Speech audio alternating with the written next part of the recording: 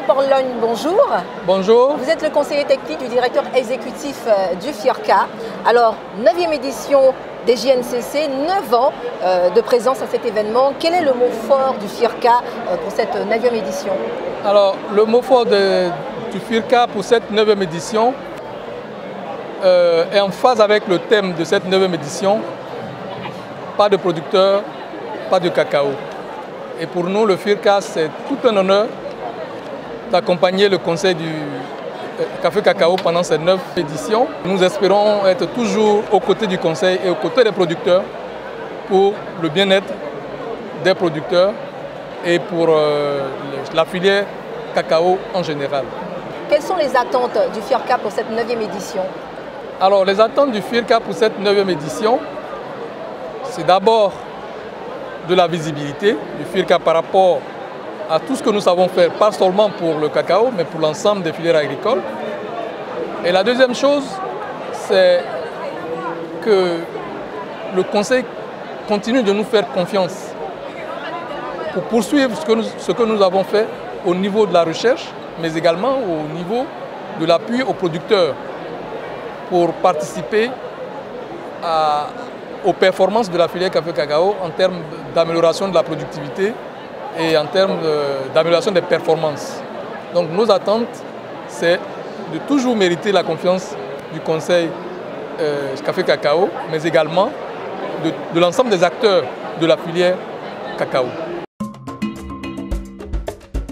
Dans le cadre des activités qui lui sont confiées par le Conseil Café Cacao, le FIRCA travaille étroitement avec le CNRA pour la mise en œuvre des projets de recherche de la filière, d'où le choix du thème « Le FIRCA au cœur du financement durable de la recherche cacaoyère au profit des producteurs ». Madame Taï, bonjour. Bonjour madame. Vous êtes chargée de programme recherche, développement et études Café Cacao au FIRCA, c'est bien cela? C'est ça. Alors, la recherche est un élément fondamental au développement de la cacaoculture. Quels sont les éléments sur lesquels le FIRCA a travaillé?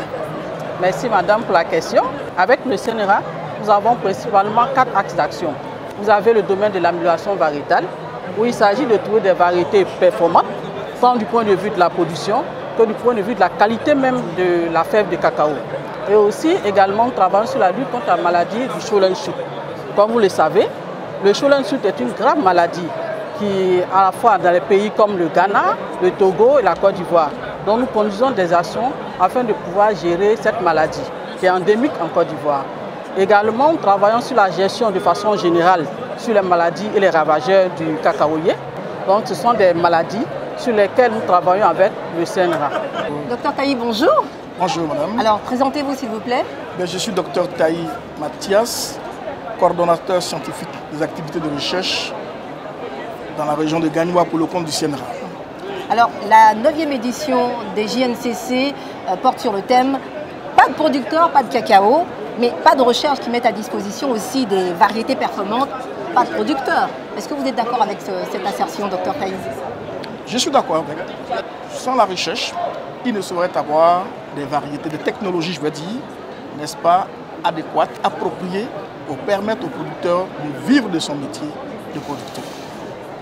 Et le CNRA, auquel j'appartiens, a une mission, celle de pouvoir développer des technologies à mettre à la disposition des producteurs. Et pour ce faire, nous sommes en contact direct avec les producteurs pour connaître quelles sont les contraintes auxquelles ils sont confrontés. Outre les ateliers thématiques, les JNCC 2024 ont offert chaque jour au grand public l'occasion de visites de stands institutionnels et d'expositions-ventes de produits ainsi que des stands de dégustation de chocolat et de café sous plusieurs facettes. Bonjour Maya l'abeille. Bonjour. Ben voilà, finalement, le FIRCA est venu vous retrouver à votre stand. Alors, je profite en même temps, vous allez déjà vous présenter. D'accord. Allons-y. Alors, je suis Vincent Kaoro Kouyo, Maya l'abeille. Nous sommes une entreprise spécialisée dans la distribution et la transformation de miel pur de variétés monoflorales. Alors, dans quel cadre vous avez été formé par le FIRCA? Alors, c'était l'an dernier, c'était un séminaire à Yamoussoukro. Nous avons été formés au cours d'une semaine sur la transformation du miel en produits dérivés. Donc, nous avons appris à transformer, le miel en alcool, en gâteau, en d'autres produits. Oui. Pourquoi vous avez voulu transformer?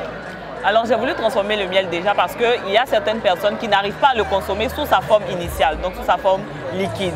Et à ces personnes-là, on a voulu leur permettre de bénéficier des bienfaits du miel, mais autrement. Donc leur offrir une autre manière de consommer ce nectar-là.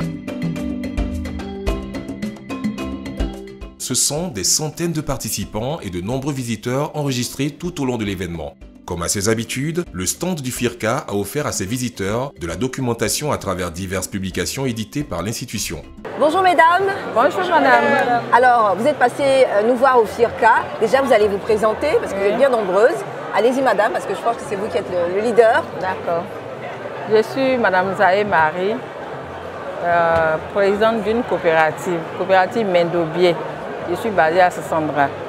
Et je suis la secrétaire générale de la Fédération nationale des femmes productrices de café cacao de Côte d'Ivoire.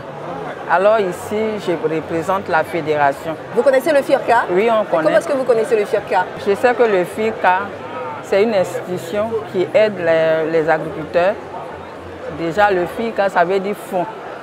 Donc le fonds, c'est l'intérêt des producteurs. Nous sommes 53 coopératives au sein de la fédération. Oui. Et donc la présence de FIRCA dans nos milieux nous fait vraiment plaisir. Parce que nous sommes c'est vrai qu'on dit coopérative, mais il y a des grandes coopératives, il y a les moyennes et il y a les petites. Donc au sein de la fédération, nous cherchons des institutions qui peuvent nous accompagner.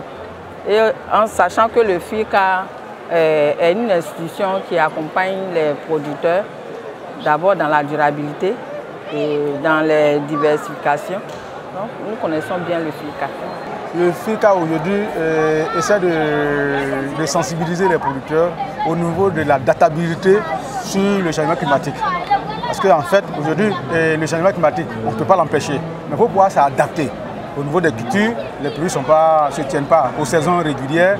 Donc, par rapport aux nouvelles donnes, le FIRCA, on m'informe que le FIRCA est en train d'amener les planteurs à s'adapter au changement climatique. Il faut savoir qu'on travaille dans le cacao depuis 2009, comme je l'ai dit. Et le FIRCA est un instrument de financement des recherches.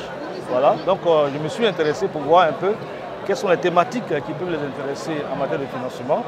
Et puis voir comment est-ce qu'éventuellement je pourrais justement accéder à ces financements-là à travers nos universités et nos centres de recherche.